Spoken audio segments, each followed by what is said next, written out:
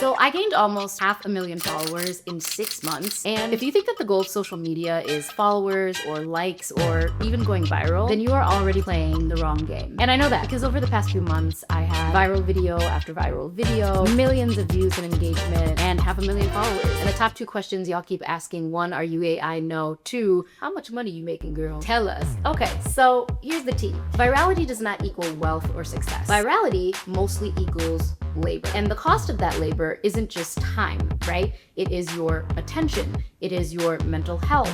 It is your creativity. It's your energy. And most people are not really talking about this. But in this video, I'm gonna keep it a stack. Bottles on me tonight. Oh my God, am I starting a podcast? Wait. Let me just say, podcast equipment simply must be more difficult to obtain for everybody. Shut it down. So, this is how much I was paid, and this is what 99% of influencers are lying to you about. Because I wish influencers were more transparent. So here's my story. About 6 months ago, I had like 8,000 followers. I posted maybe like once every 6 months. I was basically in the process of detaching from social media entirely. Because let's keep it real, right? Instagram is full of monitoring spirits. TikTok was very much giving up, you know? And I don't really know what them little Snapchat kids be doing anymore, so. But regardless, we all know that social media is an important part of everyday life. So one day, someone commented on one of my biannual TikTok videos saying something to the effect of, your features are so Eurocentric, like high cheekbones, that's why you're beautiful. Which, like, girl, what? And normally I would ignore something like that, but for some reason on this day, the program was strict. The program was strict. Okay, I had time. I said move wrong and I'ma move right. So I replied with a video explaining how African women are the only humans that can bring life to any other variation of human on Earth. I basically just allowed myself to unleash one of my superpowers, okay? Which I've always tried to keep back in order to maintain a certain level of internal peace. And external, right? From gender scrutiny, racial constructs of being labeled angry, difficult, in order to honestly disengage from attracting energy from people who I knew like just didn't have the depth that I typically would require to engage in certain conversations, right? Because it takes a lot of energy to constantly have to explain your existence. And in the recent past, I've actually never really needed to prove my mind or ability to read people for filth. But on that day, I responded. And that video blew up. Millions of views, celebrities reposting it. Shout out to Eva Marcel, America's Next Top Model winner, who was one of the first celebrities to share it. And it was beautiful. It was a beautiful moment of catharsis for me because I was allowing myself to be seen fully. Not the polite version, not the quiet version, just fully me. And ironically, I wasn't overthinking anything. I just kind of set up a camera and started talking. And it was kind of like for the first time where I felt flow state in that way. And people started reposting that video everywhere. And at that point, I'd only posted it on TikTok. And then I realized that other people were posting it natively on their Instagram pages and YouTube Shorts pages and Twitter. And I even saw it on LinkedIn chat. I said, what? And people were acting as if it was their content. So I was like, you know what? Let me hop in the chat. So I ended up cross-posting my original video across all of my platforms. The video did well, and I ended up posting basically a few more until, you know, I found my rhythm and I found my format, and people started then recognizing me as a certain type of niche creator, which we will get into shortly, that niche word. So maybe a month into posting, like 3 times a week, I saw the trailer for Avatar 3. Now, for context, I am a filmmaker. So in my industry, you know, and mostly for my entire life, I've avoided publicly criticizing Hollywood too much, right? Because the industry can be very quick to blacklist people. And because I understand how hard filmmaking is, and I respect the art and I respect filmmakers. But something I've learned in this life is that you have to be very careful about who and what you are protecting, right? Because sometimes the things that you are protecting are not protecting you. And I realize that it is more important to walk in your power and live in your truth than to protect intangible potential, right? So I said, I'm not protecting the potential of being in this industry.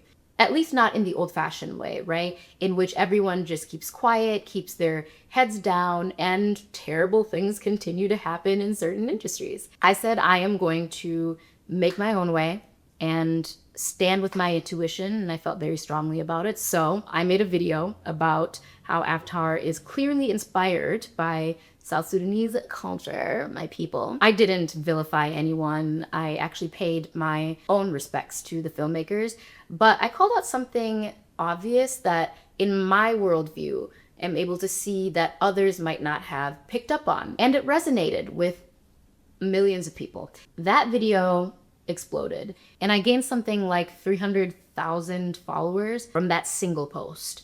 And what was beautiful about that video was that for me, it was an example of stepping outside of fear and leaning into intuition and leaning into your power and sort of requiring the understanding that it is inevitable that even if you are in the right, you will end up upsetting somebody for whatever reason, okay? But most importantly, I realized that there are legions of people who need to hear you and who need to see your perspective. So for me, it wasn't even just about followers, right? Which I'm so grateful for. I'm so happy for the community that I've built and has found me.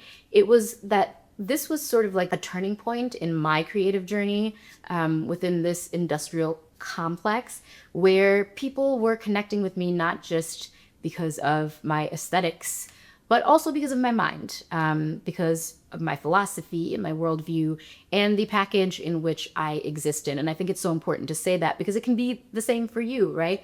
And another beautiful element about going through the process of making all of this content begrudgingly, to be quite honest, is that it allowed me to arrive at this point of alchemy. Like, it's maybe not the content that I thought I would be making, but through the process, I basically learned what I liked, what I was good at, what I was not so good at, and the workflow of what it means to have successful videos and to go viral and just to be successful online, whatever that means, successful, right? And it's a lot of work. So after the Avatar video, I just basically started talking about things I genuinely love thinking about: genetics, geopolitics, philosophy, AI, culture, economics, like these things that nothing like fits into a niche, right? And having a platform to just do that was so much fun, and it still is. But to be quite honest, there was no real intention behind any of that outside of me just speaking my mind. And that is a really important part of branding and marketing that I will get to shortly, that you need to understand if you want to start monetizing your digital life. But I think that what most people don't really talk about is while all of this virality is happening and you're getting motion online, it's a full-time job, right? Like on top of your full-time job, it's hours, days, weeks making videos to the point of burnout, right? But all of the labor that you're putting in is basically free work for the platforms. And it's not necessarily an investment that you might get a return on, right? So let's talk about the money, because not enough influencers are transparent about that. I had dozens of viral videos, millions of views across platforms. And here is everything that these platforms paid me. This is what Instagram paid me, TikTok a little bit more, YouTube. So I'm not actually monetized on YouTube yet, but I'm on my way. And by the way, if you've made it this far, could you please just press that little subscribe button and like? Thank you so much. So in total, after 6 months, this is how much I made. And so when you see these numbers, you sort of understand something very important, which is that these platforms are not built for creators, right? They're built for advertisers. And I've said this before, and I will say it again, you are the product. Because if you are not paying for a product, then you are the product. Your attention is the product, your behavior is the product, your time is the product. The actual customers are advertisers. And the platform exists to mine human attention at scale. That is the business model of all of these social media sites, right? Period. The honest truth that you need to hear is that the majority of influencers are lying to you about how much money that they actually make. Point blank, period. There are people with millions of followers who are big broke. Because there is no money in the platforms. Have I been clear, class? And on top of the platforms not actually paying creators, one of the most insidious aspects of this game that we are conditioned into is the psychological side of social media. Because once you start going viral, the platform actually starts training you. And I noticed this pattern very quickly. So I didn't post for a day, and my engagement started just spiraling down after being consistent for weeks. So I stopped posting for maybe a week after posting consistently for a few months, just to take a mental health break. And I watched my engagement plummet, like go from 12 million to 11 million. Now, logically, that shouldn't bother not a goddamn person, right? Not one, because 11 million people watching you is still insane. 100 people watching you is insane. Look around you right now and imagine just 5 people looking at you. That is an intense feeling. When I saw that first million dip, like I genuinely, it made my stomach drop, right? For a second, I was like, oh my God, my value has dropped to 14 cents. And I know how these algorithms work, but that's kind of the first time that I felt the weight of the psychological conditioning and engineering. But imagine that you're like a child. You're not even a fully fledged adult, right? And your self-esteem is still developing. Like losing 1 million basically felt like I'd done something wrong, when really what I was doing was something very healthy and taking a break from free labor. And I just want to quickly give you the science behind this. Social media platforms use the same behavioral psychology principles that casinos use, specifically something called variable reward systems. So humans become more addicted to behavior when rewards come randomly instead of predictably. Guess how slot machines work? The same exact way, right? The same way the social media algorithms work. But instead of sitting endlessly at the slots, just spending time and money on hope, you're actually doing it whenever you pick up your phone. And the slot machine is with you 100% of the time. From the creator side, you post a video, maybe it gets 5,000 views, maybe it gets 50,000 views, maybe it gets 10 views, maybe it gets 10 million. You never know. And that type of unpredictability is what trains your brain to keep going, right? Because the next one might just be the next big dopamine hit, right? Neurologically, this activates the brain's dopamine system, and dopamine isn't actually the pleasure chemical, it is the anticipation chemical. It's what drives humans to keep chasing rewards. So every like, every comment, every spike in views creates a small dopamine response, which makes your brain want to go back again and again and again. And this is where it gets a little bit dangerous for creators, because once you understand the formula for what performs well, then you just start feeling pressure to repeat it, right? Even if you don't care about the topic, even if you're tired, even if you don't actually believe in the content anymore, you just know that the format works. So you start posting things that you don't even give a shit about, to be quite honest. Let me be honest, okay? Just to maintain engagement, just to keep the algorithm happy. And the craziest part is you're doing all of that labor for nothing, right? You're doing like hours of researching,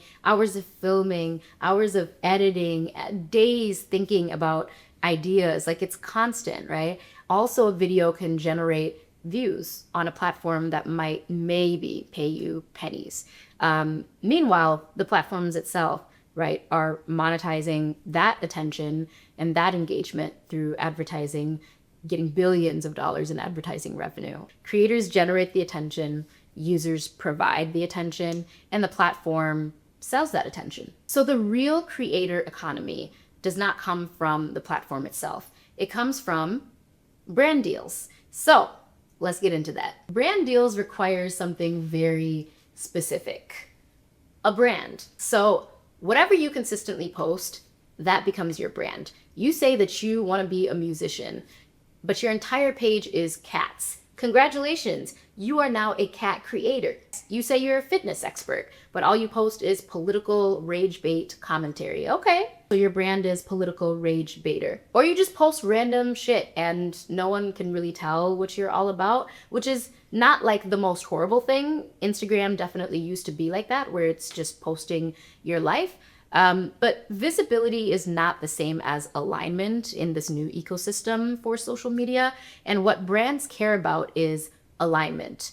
Does this person represent something that our brand can push and collaborate with and profit from, right? Are they a good brand ambassador? Is the product in alignment with us, for us, right? For me, because my niche became commentary and analysis, the companies that reached out to me were mostly media companies, broadcasters, the like, because that was the brand that I was putting out there. And I'm grateful for those continued partnerships, and all of my partnerships have actually been pretty great experiences because one, I know my worth, and so should you. But two, you should vet the brand as much as they vet you, right? And luckily, my brand deals have made a lot of sense for what I was marketing into the ecosystem for that time. Do brand deals pay more than the platforms? Yes, generally speaking, they do. Brand deals are where the real money in the social media creator